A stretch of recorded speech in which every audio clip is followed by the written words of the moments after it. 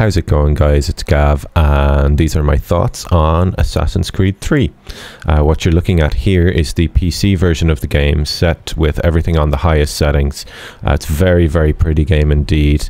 The Xbox version is quite good looking as well, but actually I felt like the older games, Brotherhood, Revelations, and 2 were better looking than this on the 360.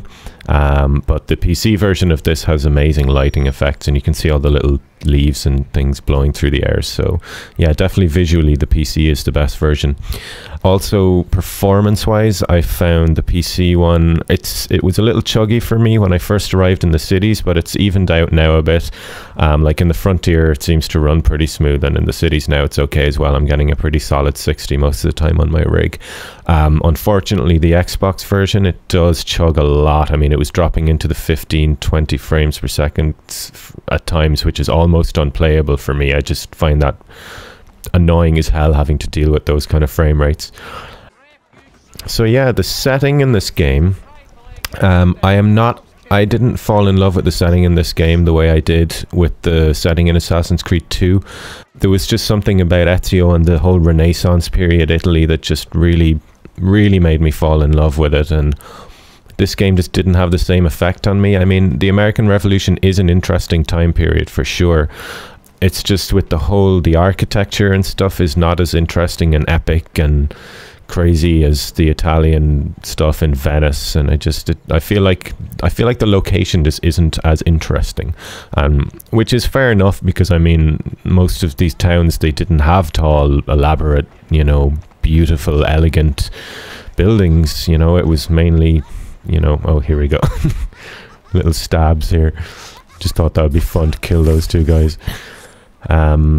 So yeah, the location and the setting, definitely more interesting than 90% of games, and it does have a great story, which I'll tell more about in a second.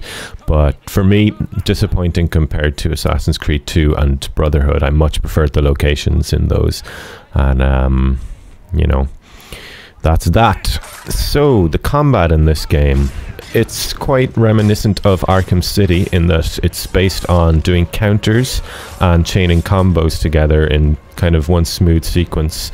It's certainly enjoyable. I think it's better than the other games, the combat. It's definitely more enjoyable than the kind of sticky combat from the previous games. You're going to see a bit of badassery here from Connor now.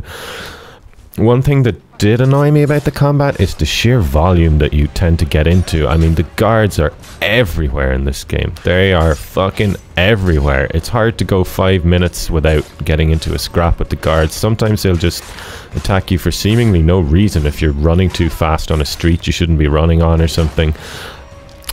It also kind of defeats the whole purpose of having the free running in the cities, because if you go on a roof in this game, it's basically a death sentence. You know, you'll have 20 guards on your ass in no time if you start running on the roofs. Which is, you know, it kind of seems weird to me that they would do that, because, you know, part of the fun of this whole series is running around the rooftops freely and enjoying that aspect of it, and climbing things and hopping around. But, you know, whatever. They put all those guards in. But the combat itself is enjoyable, and it's quite rudimentary in how you interact with it. But it's still fun. You know, it's mainly just hammering X. You know, it really is, and then countering. But it's enjoyable, and the animations are fantastic and violent and bloody. And Connor has a really cool dual-wielding fighting style with his tomahawk and stuff. Let me see. What else do I have on my list here? Yes, Connor. Speaking of Connor, I just did not find Connor as interesting a protagonist as I did Ezio, or even Altair for that reason.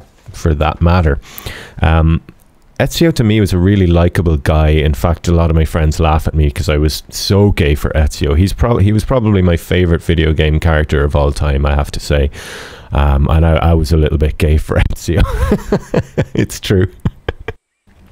Connor just seems like a bit of an oaf at times, you know. He starts off okay as you see him grow up, and he's quite a likable young guy, you know, but kind of as the story grows on, his reaction to people trying to help him is to shout at them and get pissed off and narky and, you know, angry with them all the time, and he just grunts at everyone and shouts at everyone, and he never, like, I don't think in the entire second 2/3 of the game I don't think he smiles once. I don't, you know, and he's quite dour, you know, and it's not that he's a bad character. He didn't appeal to me in the same way that Ezio did, because Ezio was very charming, and I found, you know, he had a lot of charming friends as well, like Leonardo da Vinci and Uncle Mario and his mom and even his sister Claudia. They were all great characters, but I just find in this game some of the characters they're not really as memorable to me, you know. I mean, George Washington obviously is memorable because he's George Washington. There's an awesome French barkeeper as well, who I won't spoil too much about, but he's a great character as well. He's really fun. Here's some footage from out in the frontier again. It's really beautiful looking. This is back when Connor's a kid. The story in this game is good, for sure. It's... Again, it would be about this, not for me, not as good as 2's story, but it's still Connor's Tale is interesting, if a little bit cliched. You're probably going to be able to predict a lot of the things that do happen in the story, apart from some stuff near the beginning of the game, which really threw me for a curveball, but I won't spoil it here. I hope you don't have it ever spoiled for you before you play the game, because it will piss you off. It's a big spoiler. Speaking of spoilers, I won't give any. But I have got one thing to say about this game, and I shall say it, how will I put this? Let's just say 2012 was the year of terrible, utterly unsatisfying endings in video games. let's just leave it at that. 2012 was a bad year for video game endings, and believe me, Assassin's Creed is no exception. They don't wrap anything up. It's just another goddamn cliffhanger, and it really is just, come on guys, really? 5 games in now, I think. Is it 5 or 6? And we're still ending on huge cliffhangers. It's just, no, this just, it did piss me off.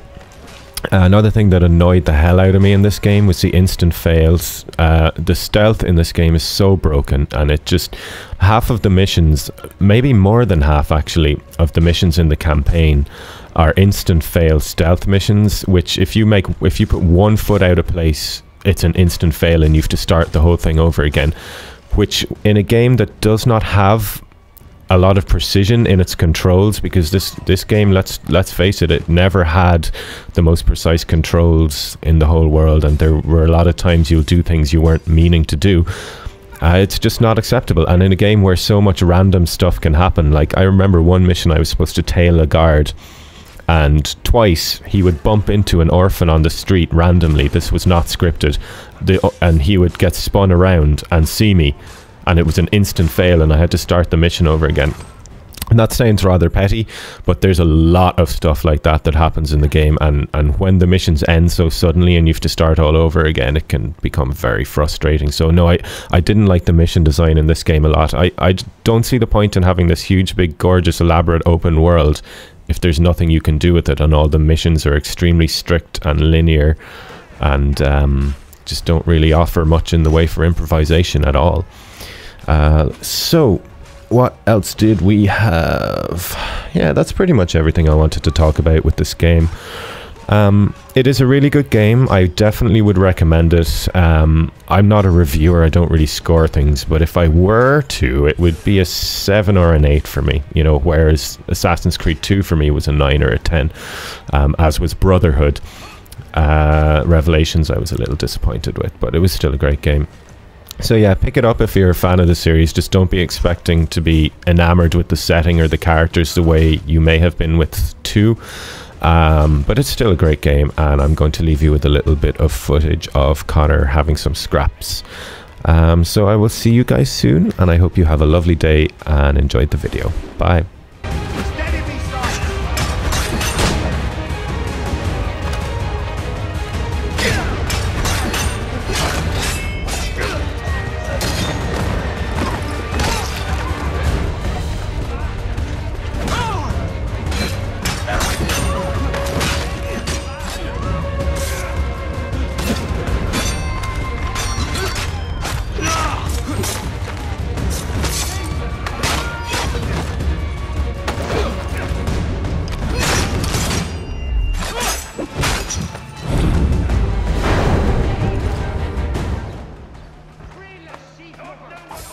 Deadman.